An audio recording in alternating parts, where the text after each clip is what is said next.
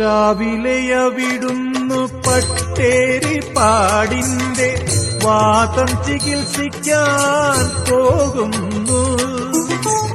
രാവിലെ അവിടുന്നു പട്ടേരിപ്പാടിന്റെ വാതം ചികിത്സിക്കാൻ പോകുന്നു. നാരായണീയമാ ദക്ഷിണയും വാങ്ങി നേരെ മധുരയ്ക്കു മടങ്ങുന്നു. ജീവിത ഭാഷ കാവ്യത്തിൽ പിഴയുമായി പൂന്താനം പോലെ ഞാനിരിക്കുന്നു.